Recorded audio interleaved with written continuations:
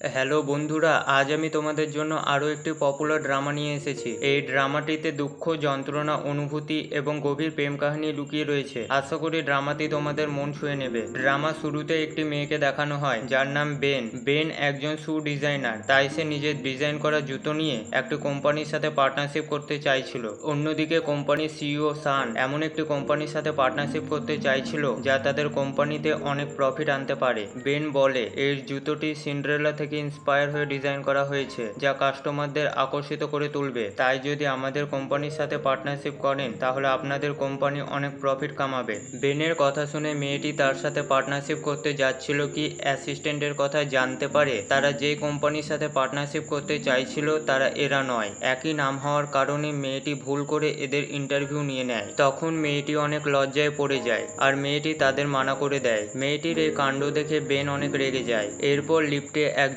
Delivery বয়কে ভেতরে ঢুকতে দেখে একটি মেয়ে তাকে বাইরে বেরিয়ে যেতে বলে, কারণ তার কাছ থেকে খাবারের গন্ধ আসছিল তাই। কিন্তু বেন তাকে বেরাতে দেয় না। বেন মেয়েটিকে বলে এই লিফটটি তোমার একার না, তোমার যদি এতটাই অসুবিধা হয় তাহলে তুমি বেরিয়ে যেতে পারো। তখন বেনের কথা শুনে মেয়েটি লড়াই শুরু করে দেয় আর এই দৃশ্যটি সান দেখে ফেলে। পরে যখন বিচার হয় তখন সানকে বেনের সাইড নিতে দেখে বেন তাকে ধন্যবাদ জানায় আর সানকে কফির জন্য বলে, কিন্তু সান তার প্রস্তাব ঠুকরিয়ে দেয়। পরে যখন জানতে পারে যে সান কোম্পানির সিইও, তখন বেনের মাথায় দুষ্টু পরিকল্পনা খেলে যায় আর বেন তার মিষ্টি মিষ্টি কথায় সানের মন জয় করে নেয়। আর ইন্টারভিউয়ে বেনের ডিজাইন করা জুতো সানকে ইমপ্রেস করে তোলে। তখন সান মুগ্ধ হয়ে বেনের সাথে পার্টনারশিপ করে নেয়। সানের এই উপকার বেন ভুলতে পারে না, তাই সে সানকে ডিনারে ইনভাইট করে। ডিনার শেষে সান বেনকে বাড়িতে ড্রপ করতে চাইছিল, কিন্তু বেন তাকে বাড়ি আসতে দেয় না, কারণ বেন ছিল মধ্যবিত্ত, কিন্তু সে সোশ্যাল মিডিয়ায় অ্যাক্টিভ থাকার কারণে সে অনেক ফেমাস আর সে বিজনেসের প্রফিটের জন্য কাস্টমারদের আকর্ষণ করে তাদের মুরগি বানিয়ে জুতোগুলি বেচে।